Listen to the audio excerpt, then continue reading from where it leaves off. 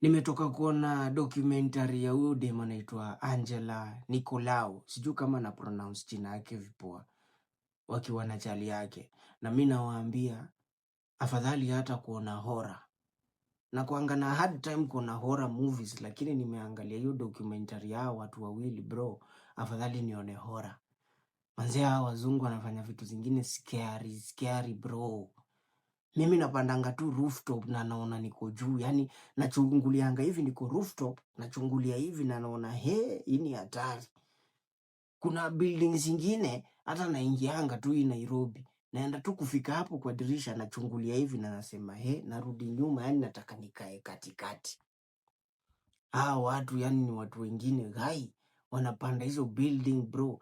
Unajua sometimes hata naonanga wengine wakipanda wako na parachute. Niliona ya ule mwingine alikuanga kwa Netflix na ilikuanga live.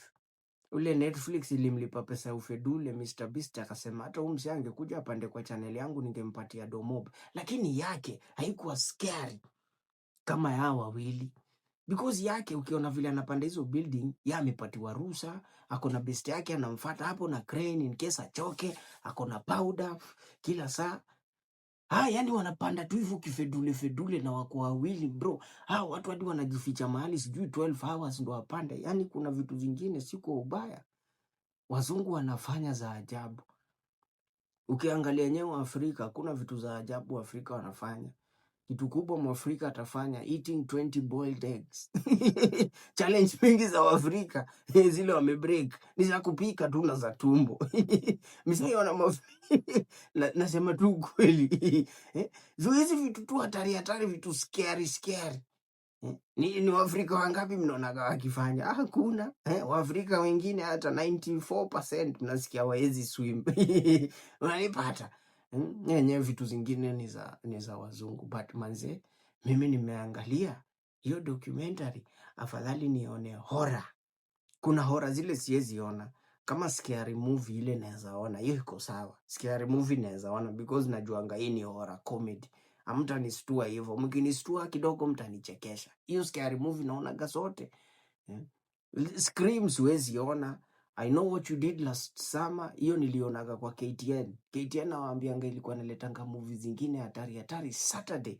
Hiyo niliona tu moja. Nikawacha. Sijui unasikianga mtu watu wameenda kubuy movie. Sijui mtu anataka kubuy so. Shangauni mtu wa aina gani unaenda tu kuona mimi hapana. Horror zingine hata ile horror nimeona juzi na nimejipatia nguvu ndo nione ni Obsession. Hiyo nimejipatia nguvu sana because nimeenda nikaangalia huyo mjamaa amedirect Obsession. Alikuwa na direct comedy hapo kwa YouTube. Nikaona huyu anafanyanga hizi vitu za kuchekesha. Wacha sasa nikae nione horror yake, lakini bado ilinistua. Nilikuwa naona na pause, natembea, naenda na kunywa tu maji, narudi naona, nikisikia inanistua na pause, naangalia simu kidogo. Alafu kwanza manze, hakuna kitu mbaya kama unaona hivi horror usiku. Alafu unasikia tu kasauti mahali. Ama kama uko na ile kitu ya maji, unasikia ile dispenser imefanya bro. Roho inapanda, roho inashuka. So, hatari. Hizo vitu zote nimesema si point. Point yangu ni kuna watu wako na roho bro. Yani ukiangalia vitu watu wengine wanafanya, yani hatari. Ndo nawaambianga kila mtu kwa hii life akona tu akili different. Usiwahi jaribu kukuwa mtu, hautakuwa unique na uta stand out.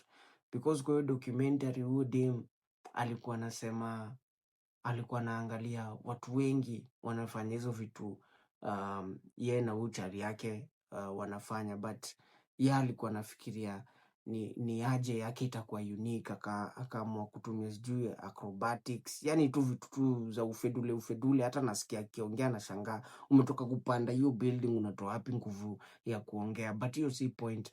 Point yangu ni kuwa tu wewe bro. Hakuna mtu ako na akili kama yako.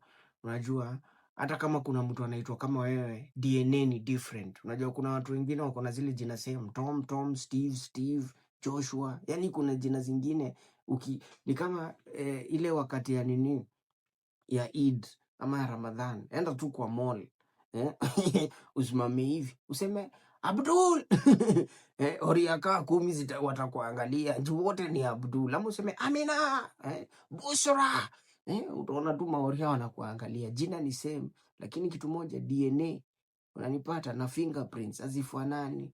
So jua wewe ulikuja kwa hii life kufanya nini, ndo stand out na ukuwe mtu unique na ukuwe mtu wa maana. Jua ulikuja kufanya nini, because akili zetu hazifanani. Usiwahi taka kufanya kitu because watu wanafanya. Wacha kufollow crowd, because angalieni kitu hawa wazee wawili wanafanya. Unajua after kuona lakini hiyo yao ya nini ya New York iliwasaidia sana, iliinua brand yao tena juu. Hata nikushua watu wengi sahii wanaenda tena kuona hiyo documentary, do yao inapanda. Yani kuna watu wengine hata ukiwaonea wivu, hata hao watu hata wakilipwa 2 million hata 20 million wako tu sawa, because vitu wanafanya ni hatari, na vitu hao watu wanafanya we huwezi fanya. Na nipata kuna watu tu, because mimi niambie hata kupanda tu pale first floor, ati mtu aniambie nipande na inje kwa kiploti hivi first floor hadi second floor, siwezi. Nyoka na heights hizi. Alafu unajua kila mtu naonaga kwa hii life, watu nimekutana nao hadi kwa internet wanaogopa nyoka. Yani nyoka ni kitu inaogopwa sana, unanipata, na watu wengi sana, same na heights. Yani angalia, hakuna mtu ati mimi sina fear heights zi. Yani unaona hawa lami ni machizi wanapanda mabuilding zingine wamela yani mimi roho yangu haijawahi bebwa hivyo tangia nizaliwe. Hiyo ni hatari. Lakini kitu ingine pia nimeona kwa hiyo documentary, majamani poa tu kutafuta dem si wa kawaida. Na waambianga kaeni mbali na madem. Ule ikifika Friday anataka kuenda kubai pombe, mkunywe mkae naye kwa nyumba. Dem ana vision, dem ana ambition. Dem unajua hata unaweza uwa dem anakaa kwa nyumba lakini akona vision, anaangalia watu hii lakini akona vision, akona ambition, anakusukuma, anakuambia tufanye hii. Angalieni sana wale madem mnaleta kwa maisha yenu, because watawainua ama watawaangusha. Because ukiangalia hata huu jamaa, kuna video yake ingine ilikuwa ina trend akiambia dem yake umechoka, shuka, unaweza anguka, bla bla bla. But dem ameongezea jamaa nguvu kwa hiki tu jamaa anafanya, na dem amekuja kwa life ya jamaa na value. Unaget? Dem yani ni mnoma, akona followers wengi kushinda jamaa, lakini anasikia jamaa wake na kuna value analeta kwa hiki tu anafanya. No, si dem tu akifedule hata ule wa Netflix bibi yake anaongeza value pia pali pengine. Hiyo ndo point yangu. So point yangu ni jaribu upate dem akona vision, anataka kuwa kitu, anataka mkue kitu, itakuongezea value sana kwa maisha yako. Dem anakuja, naonaga hizi maskit siku hizi zimekuwa mingi kwa Instagram ati dem na yani na scroll hivi na kutana na hizo video nasikia vibaya. Dem anaandika hapo ati nini naleta kwa table, anatingisha tu hapo madwedwe. Sasa unashangaa, ama wengine wanajifanya ni kama wanalamba nini kimsedes. Yani ni madem tu wa upuzi. Unanipata sekete hata huyo dem. Unajua madem wafikiriangi sekete kama sisi. Unajua, lakini sasa unapata mdem anafikiria sekete kushinda. Yani anafikiria yeye tu analeta sekete kwa meza. Dem content zake ni za sekete. Lakini utapata, mimi nawaambia kuna wanaume wengine tu ni wajinga na wakifedule. Wanaume wale ufollow hood haga, wanaume wale ufollow Vera Sidinya, wale wanaume wanafollow Ambao Majaba, wale wanaume wanafollow nani mwingine Kinuthia. Yani kuna, na utapata tu hii Nairobi kuna mwanaume anafollow ingia madem yani tu ufedule. Unanipata, na unakaa hapo hivyo yani unabambika umelike. So utapata ama dem wanafanyanga hizi content ati nini wanaleta kwa table, wanakaa hapo ni kama wananyonya Mercedes. Kuna wanaume tu wamelike na wameenda kwa comment section wameandika tu sijui nini kitu ya joke. Yani nashanga hivi, wewe ni mwanaume bloody fucker kabisa. Follow, si like hata page za madem. Kuna madem wengi wanafanyanga vitu za maana, lakini sad sana tunaishi kwa life ile watu our value watu positive. But hizo vitu zote nimesema si point yangu ni udem yani amenionyesha ni poa wanaume tutafute wanawake wale watatusukuma tukue better kwa ile kitu tunafanya. Because ukiangalia udem akiongea juu chali yake, alikuwa sema chali yake ni mnoma hata sana kumshinda. Chali yake amemfundisha vitu mob, lakini pia yeye alikuwa anafanya hiki kitu sasa, lakini wakakuja wakashikana wakakuwa hatari. Wanipata, wanafanya vitu scary, lakini ni hatari. Zinaweka hapo. Yaani mimi naona hata wanahagiana wakienda kupanda hizo vitu, najiambia tu kwa roho kuna mtu hata rudi home siku moja. Kusema tu kweli, because kuna vitu zingine hapana. Ikishafika mahali kama hapo, watu wanafaa kujifundisha skydiving sasa. Tukiongea tu kweli, watu wawili waanze kwenda sasa skydiving, wako wanapanda hizo vitu, lakini wako na parachute. Na ukifika huko juu slide, mimi naweza fanya hizo vitu. Mimi naweza fanya. Ningekuwa na hiyo roho naweza fanya. Naweza jipatia moyo nifanye. Lakini ndaenda skydiving kwanza, lessons. Na napanda huko na parachute. Yaani kakinuka na kafungua. Yaani because lakini kuna places zingine, buildings zingine wanapanda ziko na yaani ziko na, yaani sijui zimetengenezwa aje, complicated, ili hata ukianguka utagonga hapa, ugonge hapa, ugonge hapa, ugonge hapa, afu ugonge chini. Lakini parachute itakusaidia. Utagonga hapa, ugonge hapa, lakini parachute pale, si mnaona hata kwa movie.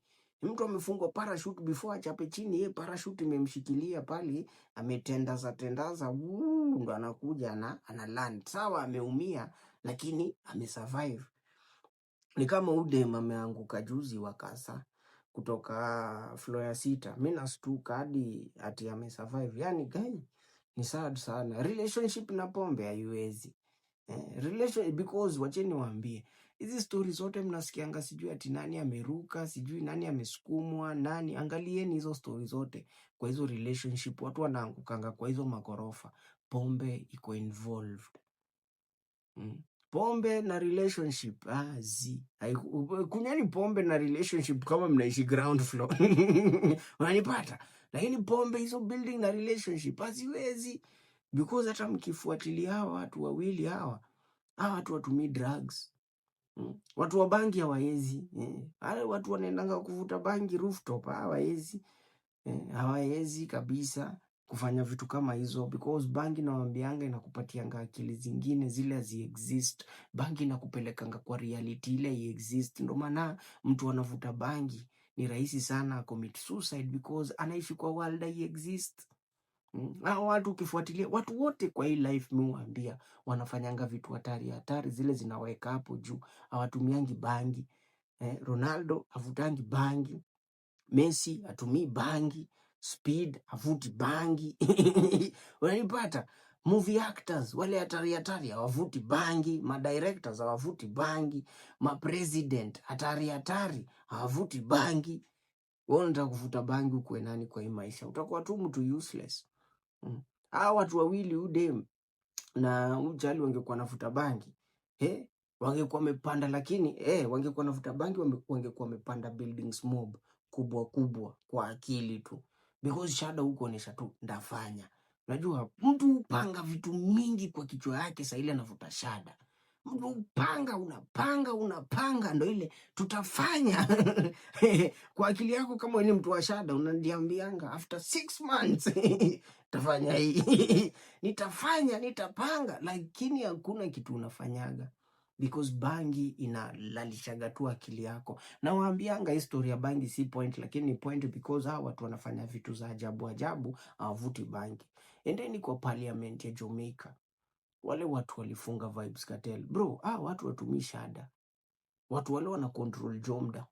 Nilikuwa naangalia hadi majuu state zingine zile zilikuwa zisha legalize shada, zinataka kureverse shada iko illegal. Hautai kuwa mtu wa maana. Hiyo jua tu na ujiambie na uandike. Hautai kuwa mtu wa maana kwa hii maisha kama unavuta shada. Utaishi tu kuwa mtu wa kifedule, utaishi kuwa mtu wa kucomplain. Hautaifika ile level yako ya kuwa mtu best, ile God aliandika. Mimi nawaambia, alafu unajua kitu mbaya na shada inakuanga nini? Shada inachukuanga tu mtu wako na potential. Naona mtu wako gifted. Shada ichukuangi ati watu wa ufala. Angalieni hata hapa tao, watu hufanya video ati mtu sijui alikuwa nini akaingilia bangi. Ule wa Eric Omondi, si mnamkumbuka? Eric Omondi pia akajaribu ati kumsaidia na mbwembwe, nikajua yeye iendi mahali. Huyo mtu si mnakumbuka watu wakisema Saila alikuwa manager wa Eric Omondi, alikuwa anafanya vitu hatari hatari, alikuwa soba. Na sasa hiyo akiwa manager Eric Omondi, madeals zilikuwa hatari, walikuwa na make do vile aliingilia Shada. Haya, mwingine ule Khalif Cairo alikuwa anamuonesha akisema alisoma na yeye, ule siku hizi ni Chokosh. Sijui, alafu watu wakajaribu. Ni Kioko alikuwa anaenda kuchase clout na yeye Sami Kioko. Sami Kioko anataka I think kuvaia kiti ya huko Machakos, but hiyo si point. Khalif Cairo alikuwa anasemaje juu umse alikuwa smart shule, umse bla bla bla. Yani sifa zile Khalif Cairo alikuwa anasema juu umse ni sifa za mtu hatari. Bangi inachukuanga tu watu wako na potential. So hata wewe jua kitu moja, sahi kama unavuta bangi, uko na potential sana. Wewe ni mtu mgreat, lakini shida yako tu ni bangi. Hauna shida nyingine. Shida yako tu ni bangi. Hiyo tu. Ukiangalia ati nini inakurudisha nyuma kwa maisha, usitafute sana, ni hiyo bangi. But sasa unajua pia nyinyi ni wajanja. Mnaonaga mimi mtu kama Gen Z siwezi advise millennials.